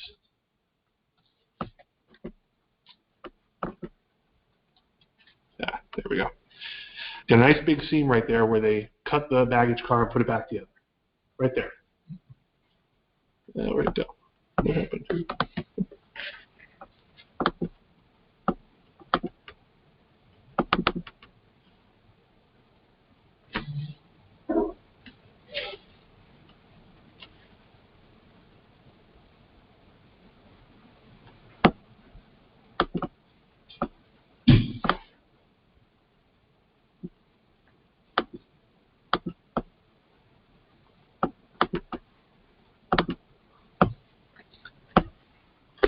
So the point being, with a boom car, there's a lot of opportunity here for modeling, for details, and there's really not a wrong way. You can use what you've got. That being said, I mean, there are certain models available. That's the boom car that comes with the Bachmann crane, which is a neat model, and you can do some stuff with that. Interestingly enough, it fits right on the underframe from a Tichy box car, because I've done that kit bash. You've got the Athearn boom car, which has been available for a long time. You can get the Tichy boom car that comes with their crane. You can buy that crane as that crane / boom car as a set. What I did a couple years ago at the Greenberg show up in Wilmington, Mass. I picked up 3 Athearn heavyweight round roof coaches for $1 each. They had no trucks. It was just a body and a chassis. And these sat in my toolbox for a while until I figured, I want to build them. I found this boom car photo from Conrail I want to build. And I've got this car that's sitting here for $1. And I had the trucks, and details were easy to find. So I basically cut the shell in half, glued an end wall on, cut the bottom side of the wall for these other end, and you've now got a boom car. This is something you can do with a baggage car with an RPO, just about any, or you can even do it with a box car if you wanted.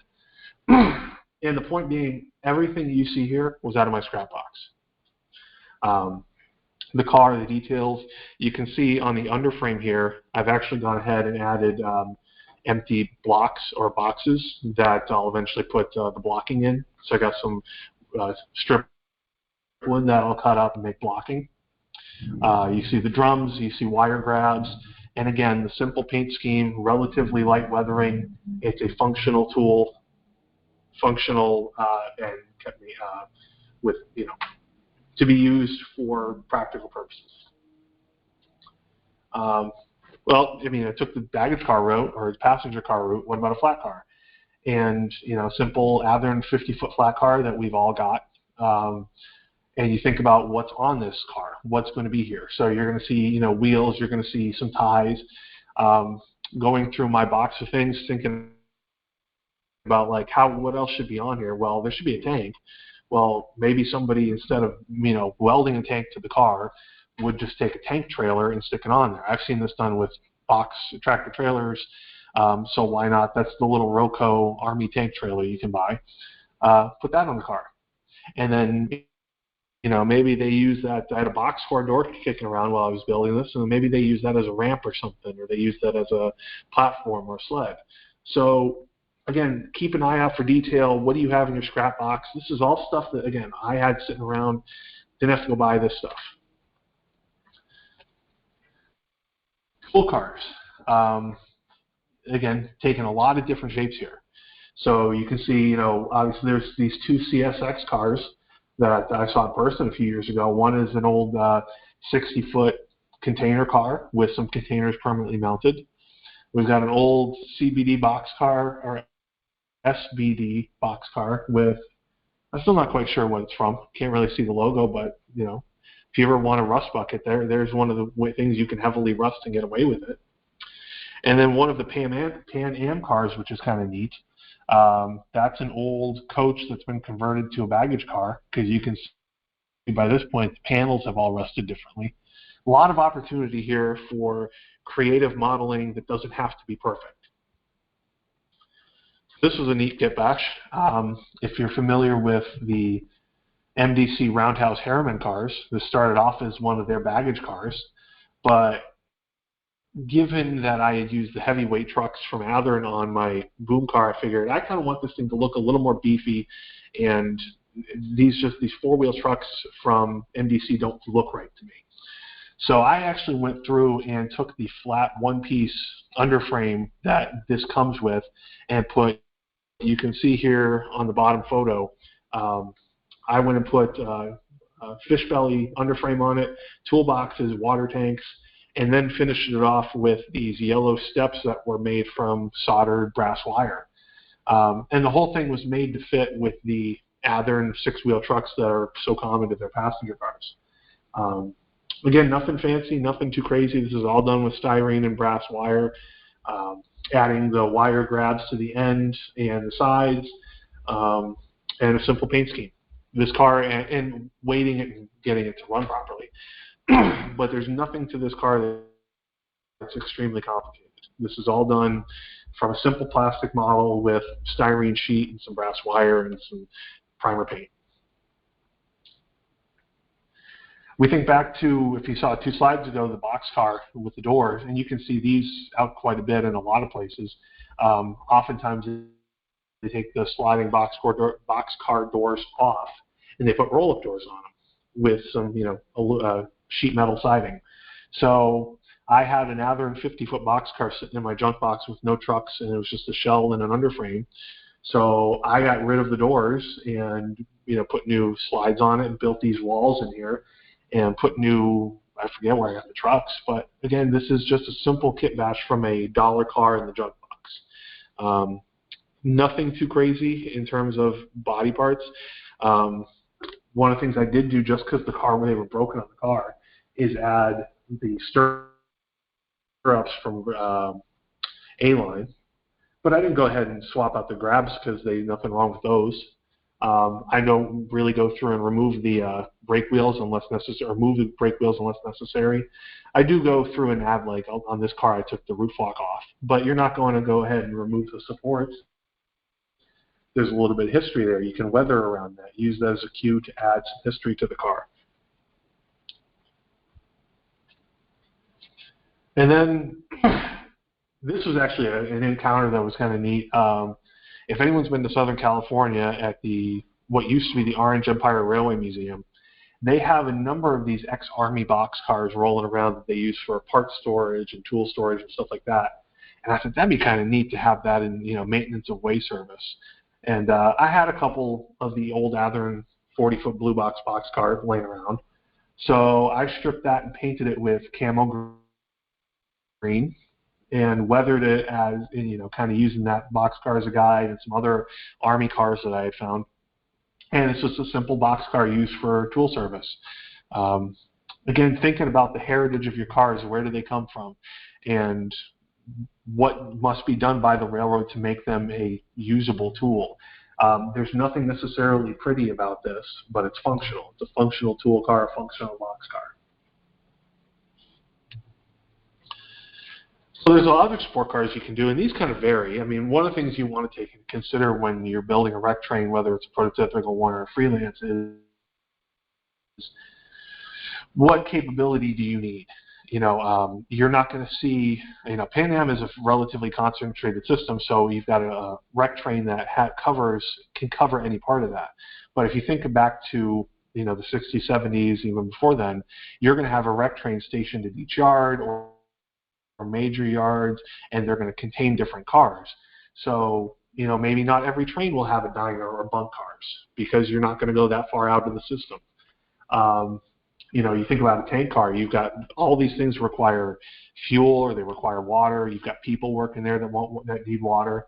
Obviously you can use a tank car, but, you think back to the 50s and 60s and you've got all these steam engine tenders. I mean, there's photos of many railroads like Pennsylvania where they reuse all their tenders for water service, for fuel service. So there's an option there.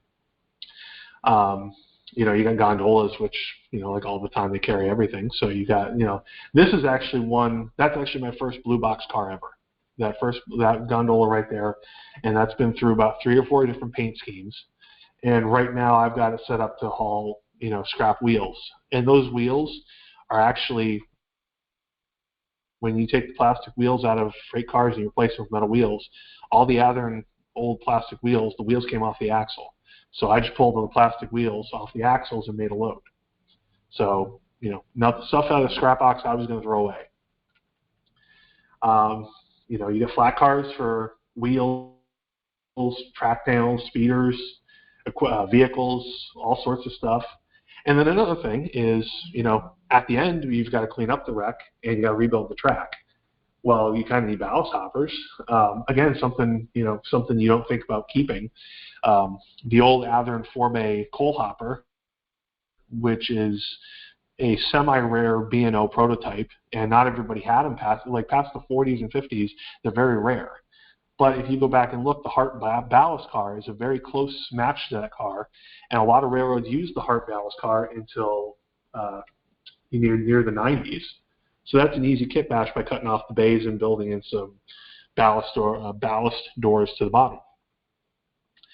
Hospital cars we talked about earlier, wrecked cars on flat cars, wrecked cars on their own wheels. Do you have broken body shells? You got cars that you're about to throw away, or you're going to sell for $1. You use them. You can apply Gibson new wheels and bend them out of shape, and they don't have to be perfect. They're a wreck. They're something you can haul from the wreck site or from staging to a rip track or a scrapyard on your layout. Then there's the other side. Think about extras outside the train. Right now, if you've seen the Pan Am train, they carry side boom dozers on depressed center flat cars. So you can have bulldozers, boom trucks, cranes, high railers, speeders. If you're into detailing little scenes on your layout, there's a lot you can do with these vehicles, and you have a lot of vehicles out there you can choose from. High railers, I know Classic Metalworks makes a great high railer. You can get a lot of this stuff from, I'm blanking on the company name, but GHQ, stuff like that. A lot of modeling opportunity to make a scene and tell a story. So, summary takeaways, like the railroads, like the prototypes really do, use what you got. Again, cars are expensive now. Even the low-end ones are $20, $30. But if you know where you're going, if you go to the scrap bins or the second-hand bins at your hobby shop or a train show, you can get cars for a couple bucks that will serve this purpose. What pieces do you have in your scrap box that you can use? And you build something and you have a good time in the process. Fit, form, and function. These are big tools. They got to work, but they don't necessarily have to be pretty. So, they're functional. They have all the functions that a railroad would need, a crane, a boom car, but there's, they don't, if they're rusty or if they're dirty or if your seams aren't correct or if your grab irons aren't square, that's okay. You want them mechanically sound, you want them to roll, you want them to run. Detail variety, mismatched parts are okay. We saw some of these prototype cars. They're kind of a mess, and that's cool. It's a variety. Weathering is your friend. You can save a lot of your work, a lot of work that doesn't look great by weathering, by adding, heavy weathering over a spot that doesn't come out right. If I go back to this box car, you can see on the right there that maybe I was a little over aggressive taking the ladder off, but a little bit of rust paint where the ladder rungs were kind of it takes away from the idea that the plastic's gouged, and you just think that's, they didn't paint over that or something. And finally, the last takeaway, simple can be interesting. The details are there. These cars are loaded with detail, all of them. It's all there. You just have to look and see it. And some suggested reading, some articles that are pretty neat. If you have the old model railroaders or railroad model craftsmen, if you have the archive access, you'll find some neat stuff on there. Neat stuff for all the magazines if you want to go back and read. So, any questions I can answer?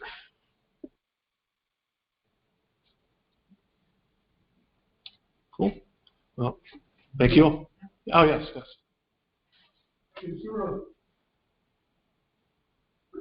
standard way of carrying the crane? Does it trail, the boom trail? So, or is it dependent on the railroad? From what I've seen prototypically and in photos and rule books, it depends on the railroad. There is always a speed component to it, so it's, say 10, 25, something miles an hour. It's on the low end. Typically, it's at one end of the train. So I've seen photos with Pan Am where it's directly behind the locomotive with the boom trailing. I've seen photos where it's at the back of the train, boom leading. But usually, it's at the end of the train. I would think it would be safer if the boom was trailing in case it breaks free. Right. Boom is leading and it breaks free and catches something. Right. One thing is interesting that I've, in starting to model these, that I've only started to really notice, and I'll see if So you can see here on the Norfolk and Western crane, you've got this little yellow hook right here. A lot of them actually have, they've got a lug, a mounting lug down there. And you'll see, you can actually see at the far end, right under the cables, there's a wire right here. That's to that hook. But to your point, that breaks free. I mean, so you would think you'd want it to be trailing. From what I've seen, trailing is mentioned in a lot of rule books, but I have seen the crane at the back with the boom leading to. So It's I've seen a picture, an interesting variation on the frame, one that you on the wire, and the spark tunnel, no length. Well, yeah, the one down at Danbury. Yes, which is, I think it is the Danbury. You know, limited height on the boom and all that. Yeah. Yeah. So there's a lot of neat variation. That's where, for me, that if as a freelancer a little bit, it's kind of hard because you start mixing stuff. You start seeing what's cool, and you start drawing from multiple resources, and like that, using one or two that are common. So yeah, it is very cool. Oh, you mentioned the Detroit River Tunnel. What was that powered by? That's a steam crane. That one's actually, if you're ever up in Detroit, by the Henry Ford Museum, they have what's called Greenfield Village. So it's kind of like Old Sturbridge Village. It's a little bit more modern than that, but they have a railroad that runs around it, and they have that crane is there and it is operating. So if I recall correctly, it doesn't have its own boiler. It has to have steam supplied to it, but it is an operating crane, and there's videos of it operating fairly recently. I think the steam engine operating in the tunnel, they need to. Right. You'd be gassed out in about 2 minutes. Right. So maybe if with, that's electrified, maybe it was electrified. From what I've seen, it is. I think that where like the steam supplied to it, so you can run steam lines to it in the tunnel, as opposed to your steam cranes, where if you go look up Nevada Northern A, you'll see it's just belching smoke and stuff like that. Interesting, you talk about electric cranes. There was an article, I don't know if I referenced it, in Railroad Model Craftsman a number of years ago about building a Pacific electric crane for Southern California, where they actually had a crane that ran off the pantographs or the overhead wire. So it's a crane. It's a Tichy. The guy built a Tichy crane with a trolley pole. So if you're looking for that, that's a neat article to take a look back on too. So anything else? If not, thank you very much. Thank you. And that covers our agenda for today, other than layouts. Yes, Don. Okay, well, we have directions and addresses over there in the table. Pete Lucchini